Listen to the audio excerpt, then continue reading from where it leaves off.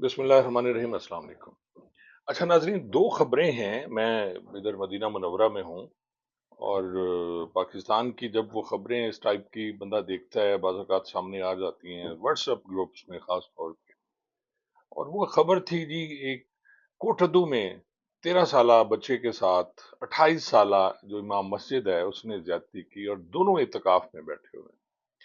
बदकिस्मती है हमारी यहाँ कि इस टाइप की खबरें जब बाहर आती हैं तो शर्म से सर झुक जाता है, और बंदा हैरान होता है, परेशान होता है कि यार ये हम कौन सी कौम है, हम कौन से लोग हैं, हम कैसे मुसलमान हैं जो इस माह रमजान में भी हम नहीं छोड़ते ऐसी हरकतों को।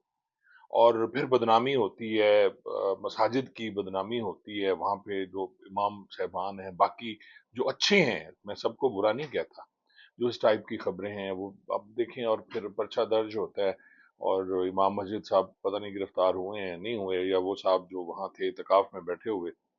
तो अजीब सी खबर। एक और उसके साथ खबर भी है कि एक नौजवान पकड़ा गया इतकाफ में बैठे हुए, जिससे चोरी के 12 सूट बरामद हुए।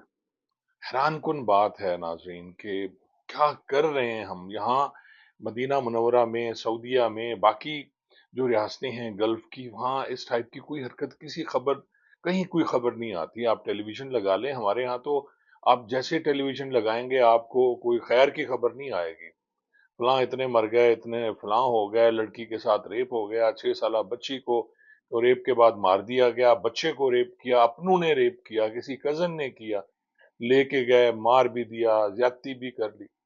तो पता नहीं हम क्या हैं, मेरी समझ में बाहर से बाहर है। पाकिस्तान में रह के भी देखा, यहाँ भी आके देखा। तो ये खबर आपसे शेयर मैंने इसलिए की कि अगर यहाँ सऊदीया में इस टाइप की कोई हरकत, पहले तो जुर्रत ही कोई नहीं करता, किसी की हिम्मत ही नहीं है कि वो ऐसी हरकत करे बच्चे के साथ, और मस्जिद में फिर इत्तेकाफ में बैठते हो। अल्लाह ताला रहम फरमाए जी हम सब पे। और बस कहते हैं ना, इतना चुप दी जा है अल्लाह कोई नहीं सकता। यानी कि यहाँ खामोशी बेहतर है कि आप बोल नहीं सकते हैं।